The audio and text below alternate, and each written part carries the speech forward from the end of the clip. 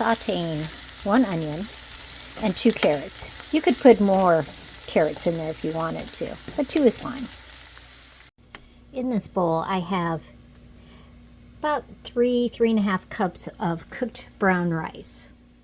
I added the rice just because I had it in the fridge because I had made it yesterday, and it was real cold, so I'm just actually warming this up. If you had just made your rice, you don't have to add it in there, and you'll just go on to the next step.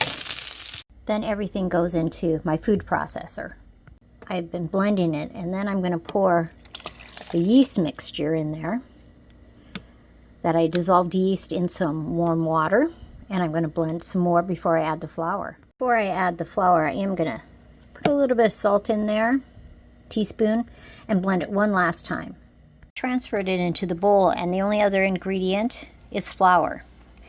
Now, this recipe did come out of that 1966 book, and it doesn't tell you how much flour.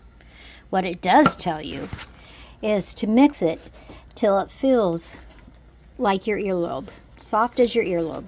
That's what it says. So that's always depends on size of onion, the amount of carrots you put in there. So I'm just going to mix it up. I put in a little over 2 cups. Now this is the first time I've ever done this recipe from this book I bought. I think it actually needs probably another cup of flour in there. I think that last cup was the deal. And I guess it does feel kind of soft like your earlobe. Next thing, we're going to cover this whole thing with a wet towel for 5 to 6 hours. So I just have a dish towel, and it's wet, and I will just let it sit. Let's see how our muffins are rising.